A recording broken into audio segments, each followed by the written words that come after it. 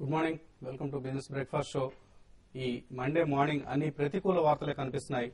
Global stock markets ప్రపంచవ్యాప్తంగా పతనం అవుతున్నాయి. యూరోప్ ఖండంలో నెలకొన్న సంక్షోభం, చైనా ఆర్థిక వ్యవస్థలో నెలకొంటున్న మాంద్యం, అన్కంట్రోలబుల్ ఆయిల్ స్పిల్, మెక్సికోలో జరుగుతున్న ఆయిల్ స్పిల్ ఏదైతే ఉంది, ఇవన్నీ మార్కెట్స్ ను అతలాకుతలం చేస్తున్నాయి. మొన్న గ్రీస్, నిన్న స్పెయిన్, ప్రస్తుతం హంగరీ, ఇలా ఒక్కో యూరోపియన్ దేశం పతనం అవుతుంటే యూరోప్ ఖండం ఉక్కిరి బిక్కిరి అవుతోంది.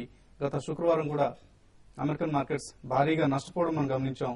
డౌ జోన్స్ చాలా నెలల తర్వాత 10,000 మార్కు దిగువన క్లోజ్ అయింది. జాబ్ మార్కెట్ డేటా డిసప్పాయింట్ చేయడంతో యూరోప్ సంక్షోభం ఫలితంగా యూరో కరెన్సీ విలువ భారీగా పతనం అవుతుంది. గత 4 ఏళ్లలో ఎన్నడూ లేనంతగా యూరో వాల్యూ 1.19 డాలర్కు 1.19 స్థాయికి పడిపోయింది. మనం లాస్ట్ వీక్ అనుకున్నాం అతి త్వరలో యూరో విలువ డాలర్తో సమానంగా లేదా అంతకంటే తక్కువగా కూడా వచ్చే అవకాశాలు ఉన్నాయని. సో ఇది జరిగేందుకు మరింత ఎక్కువ కాలం పట్టే అవకాశం కనపట్లేదు. సో ఫైనాన్షియల్ మార్కెట్స్ కు రాబోయే కొద్ది నెలల పాటు సంక్షోభం తప్పని పరిస్థితిగా కనిపిస్తోంది. ఇక చాలా ఆసక్తికరమైన వారం మన ముందుంది. నెగిటివ్ గ్లోబల్ క్యూస్, సాధారణ పరిస్థితిలో ముందుకు సాగుతున్న మాన్సూన్స్, పెట్రోల్ ధరల పెంపుకు సంబంధించి ఇవాళ సమావేశం అవుతున్న ఈ గ్రూప్ ఆఫ్ మినిస్టర్స్, ఇవన్నీ మార్కెట్స్ పై ప్రభావం చూపించే అంశాలు. ఇవాళ మాత్రం ఒక గ్యాప్ డౌన్ ఓపెనింగ్ మార్కెట్ సన్నద్దం అవుతోంది. నిఫ్టీ ప్రారంభంలోనే 100 పాయింట్స్ పైగా కోల్పోయే అవకాశాలు కనిపిస్తున్నాయి. ఎస్జీఎక్స్ నిఫ్టీ పరిస్థితి ఒకసారి గమనిస్తే సుమారుగా 122 పాయింట్ల నష్టంతో 4,994 పాయింట్స్ దగ్గర ట్రేడ్ అయ్యే అవకాశాలు కనిపిస్తున్నాయి. సో ఎక్కడ చూసినా బహుశా మార్నింగ్ ట్రేడ్ లో అమ్మకాలు భారీగా కనిపించే అవకాశం ఉంది. సో మెటల్స్ కావచ్చు, రియల్ ఎస్టేట్ కావచ్చు, ఇటువంటి స్టాక్స్ అని భారీగా నష్టపోతాయి వాళ్ళు. బహుశా ఈ మార్కెట్ పతనంలో మాత్రం ఆర్కామ్ లాంటి స్టాక్స్ ను, అలాగే ఫార్మా, ఐటీ రంగాలకు సంబంధించిన సెలెక్ట్ స్టాక్స్ ను, న్యూస్ డ్రివెన్ స్టాక్స్ ను, కొంత వాల్యూ బయింగ్ ఉంది అనుకున్న స్టాక్స్ ను ఇన్వెస్టర్స్ కొనుగోలు చేసి ప్రయత్నం చేయొచ్చు. ట్రేడర్స్ మాత్రం బహుశా షార్ట్ సేల్స్ ఇవాళ ప్రాఫిట్స్ ఇచ్చే అవకాశం కనిపిస్తుంది. మార్కెట్స్ కు సంబంధించిన మరింత విశ్లేషణ అందించడానికి అనలిస్ట్ సుందర్ గారు, శేష్ గారు సిద్ధంగా ఉన్నారు. సో సుందర్ గారు, ఓవరాల్ గా పరిస్థితి ఎలా కనిపిస్తోంది? మనం నార్మల్ గా నిఫ్టీ పరిస్థితి గమనిస్తే 5,050 పాయింట్స్ మధ్యలో సపోర్ట్ కనిపిస్తోంది మనకి గత కొద్ది రోజులుగా. ఈసారి ఇది ఇంకా కిందకి దిగజారే అవకాశాలు ఉన్నాయి. ఓపెనింగ్ గురించి వాళ్ళు ప్రత్యేకంగా చెప్పే అవసరం లేదు. నిఫ్టీ చూస్తే కనుక 100-125 పాయింట్ వరకు పడిపోయే అవకాశం ఉంది. మనం గురువారం, శుక్రవారం ఒక ముఖ్యమైన పాయింట్ గమనిస్తే కనుక 5-1 పైన 2 రోజులు క్లోజ్ అయింది. కానీ ఇవాళ మళ్ళీ రివర్స్ లో బ్రేక్అవుట్ వస్తే కనుక దాన్ని లాస్ట్ వీక్ బ్రేక్అవుట్ ని మనం ఫాల్స్ సిగ్నల్ గా తీసుకోవచ్చు. అంటే major reversal, major turning point లో ఇటువంటి ఒక ట్రాప్ సిగ్నల్ అని మనం చూస్తాం అనమాట. ఇవాళ నిఫ్టీ చూస్తే కనుక చాలా కీలకమైన లెవెల్ ఇంట్రాడేకి, షార్ట్ టర్మ్ కి 24950 దగ్గర ఉందన్నమాట. 4950 టెస్ట్ చేసే అవకాశం ఉంది నిఫ్టీ ఫ్యూచర్స్. దాని పైన కనుక ఒక అసెట్ ట్రేడ్ అయితే కనుక అక్కడ రిస్కీ ట్రేడర్స్ మటుకు ఒక లాంగ్ పొజిషన్ తీసుకోండి. ఎమ్మడే 20 పాయింట్స్ కింద స్టాప్ లాస్ పెట్టుకోండి. 20-30 పాయింట్స్ టార్గెట్ వస్తే కనుక క్లోజ్ చేయొచ్చు. అలాగే మార్కెట్ ఇవాళ క్లోజింగ్ కూడా బాగా వీక్ గా ఉండి 4950 కిందే కనుక క్లోజ్ అవుతాయి మటుకు నా ఉద్దేశంలో షార్ట్ టర్మ్ డౌన్ ట్రెండ్ మరింతగా వచ్చే అవకాశం కనిపిస్తుంది. సో మార్కెట్ 4950 పైన నిలబడితేనే మార్కెట్ కొంచెం ఒక మైనర్ అప్ ట్రెండ్ ఈ 2 రోజులు లేదంటే కనుక ఒక మరింత కరెక్షన్ వచ్చే అవకాశం కనిపిస్తుంది. ఓకే అండి. సో ఓవరాల్ గా global cues anyway are negative, కానీ లోకల్ క్యూస్ ఆధారంగా మార్కెట్స్ ఏదైనా డిఫరెంట్ డైరెక్షన్ తీసుకునే అవకాశం కనిపిస్తుంది. ఇన్ని రోజులుగా చూస్తుంటే మన మార్కెట్ కొంత డిఫరెంట్ డైరెక్షన్ లో ఉందని చెప్పొచ్చు. ఎందుకంటే మన మార్కెట్ లాస్ట్ 3 ట్రేడింగ్ సెషన్లను కూడా లాభపడడం జరిగింది.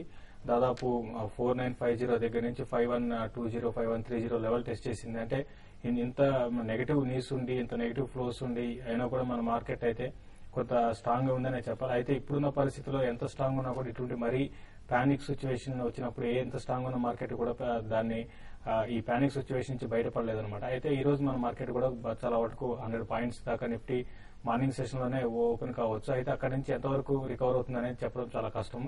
నేను అనుకోవడం ఏంటంటే అరౌండ్ 4950, 4920 దగ్గర నిఫ్టీ చాలా స్ట్రాంగ్ సపోర్ట్ ఉంది. కాబట్టి అక్కడ మార్కెట్ ఈ రోజు ఆగే అవకాశం ఉంది. అయితే రేపు జరిగే డెవలప్మెంట్స్, తర్వాత గ్లోబల్ క్యూస్ ని బట్టి నెక్స్ట్ మార్కెట్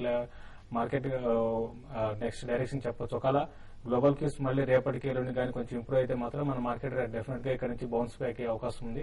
ఏదైనా కూడా ఏంటంటే ఇప్పుడున్న మార్కెట్ లో టెక్నికల్స్, తర్వాత వీటన్నిటికన్నా ఏంటంటే మార్కెట్ లో ఏ రోజుకు ఆ రోజు న్యూస్ అనేది ఎక్కువ మార్కెట్ ని డామినేట్ చేస్తున్నాయి. సో ఇటువంటిప్పుడు ఏంటంటే మనం ఒకవేళ 5000 పైన నిలబడితే లాంగ్ పొజిషన్ తీసుకున్నాం అనుకోండి, పక్క రోజు బ్యాడ్ న్యూస్ వచ్చి మనం ఒక 100 పాయింట్స్ ఈ విధంగా గ్యాప్ డౌన్ లో ఓపెన్ కావడం అనే సిచ్యువేషన్ చూస్తున్నాం.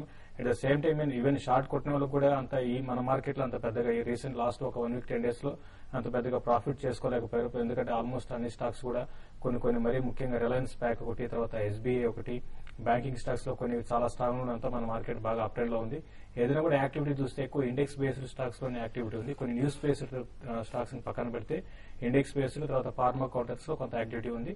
తర్వాత ఇప్పటి నుంచి కొంత ఈ టెక్నాలజీ స్టాక్స్ ని కూడా బై చేయొచ్చు. ఎందుకంటే ఇక్కడ నుంచి ఎఫ్ఐస్ మన ఇండియాలో నుంచి ప్రాఫిట్ బుక్ చేసుకున్నప్పుడు ఏదంటే వాళ్ళ ఈ టెక్నాలజీ స్టాక్స్ కొంచెం అడ్వాంటేజ్ ఉంది.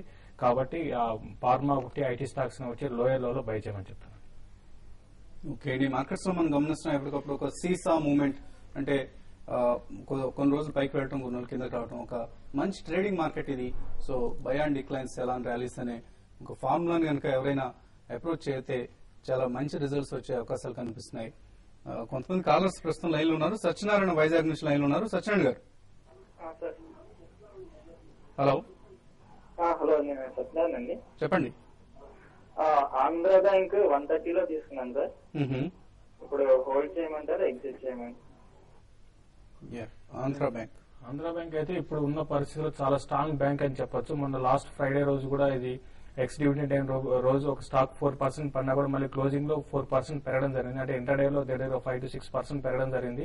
రీసెంట్ కూడా నేను మల్టీ బ్యాగర్ స్టాక్ ని రికమెండ్ చేయడం జరిగింది. ఎవరి డిక్లైన్ లో ఆంధ్ర బ్యాంక్ ని మీరు బై చేసుకోవచ్చు. డెఫినెట్ గా ఇది ఒక 6 to 8 months లో 220 రూపీస్ దాకా పెరిగే అవకాశం. మరీ ట్రేడర్ అయితే మాత్రం ఒకసారి మీరు ఎగ్జిట్ కండి.